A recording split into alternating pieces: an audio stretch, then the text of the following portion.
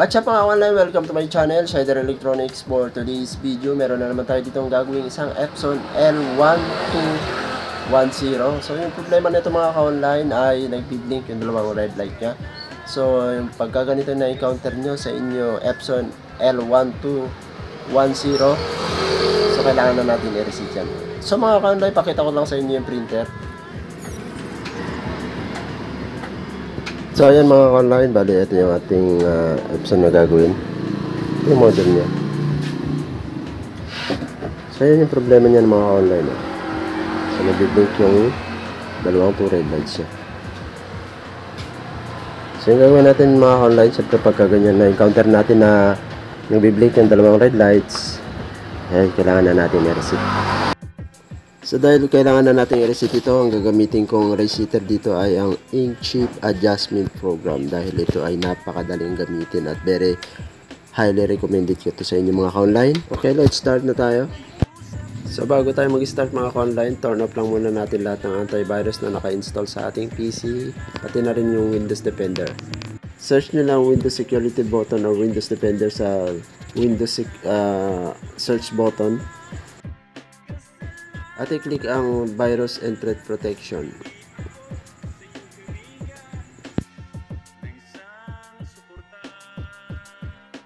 At pagkatapos i-click ang Manage Setting at Real-Time Protection, turn off. At pagkatapos i-turn off ang antivirus, open lang Google or any browser na pwede na gamitin sa pag-download. Click nyo na rin yan link sa description ng video ito. Bilang isang printer technician ay highly recommended this Ink Chip Adjustment Program Reset Utility for all Epson printer. Napakadaling gamitin. At para may download ang files, pumili lang sa 5 languages na ito at i-click para may download.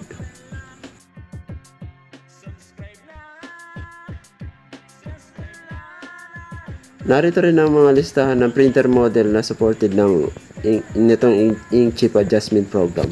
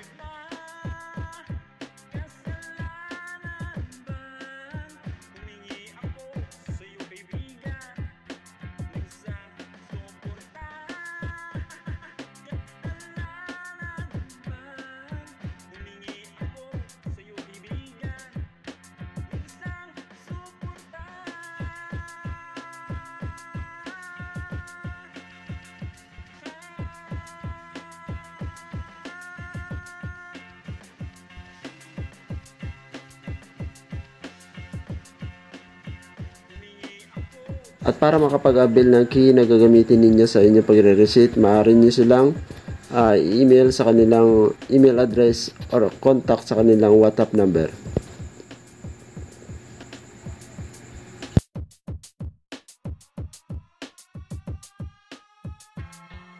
Okay mga ka-online, balik tayo dun sa download section para makapag-start na tayo mag-download ng files. Check natin sa listahan yung printer na dapat natin i-reset.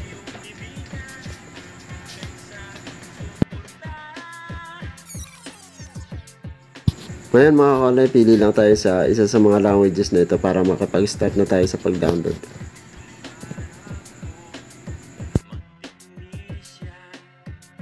At kapag nakikita nyo yung issue ito, i-click lang ang arrow at i-click ang Download Unverified File.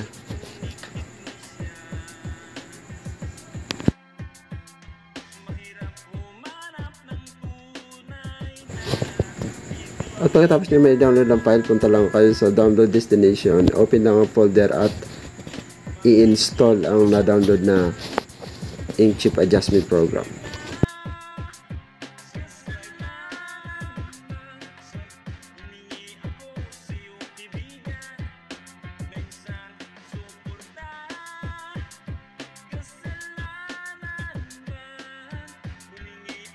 At pagkatapos nyo may install ang files, automatically na may i-install ang lahat ng mga languages.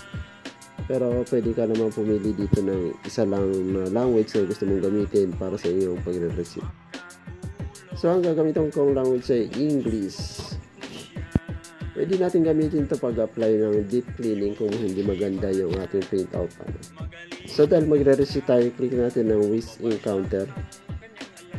Select lang nyo ang printer na nais nyo i-receive.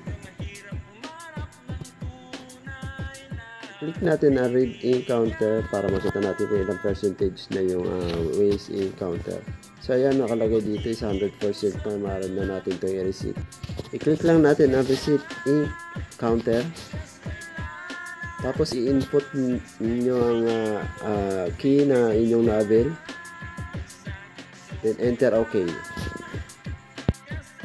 At kapag lumabas ang notification na ito, ibig sabihin tapos na natin yung ating pagre-receipt. So kailangan lang natin na i-restart yung ating printer.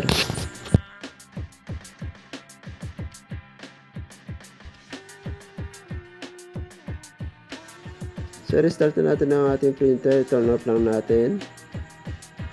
At pagkatapos, i-power on ulit natin. So, hintayin lang natin mga ka-online matapos ang pag-blink para matapos ang process ng ating pagre-receipt.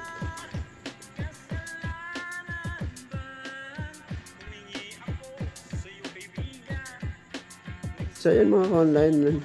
Kung napapansin nyo, hindi na siya nagbe-blink yung dalawang two red light. So, ibig sabihin, itong printer na to ay okay na. Salamat mga ka-online!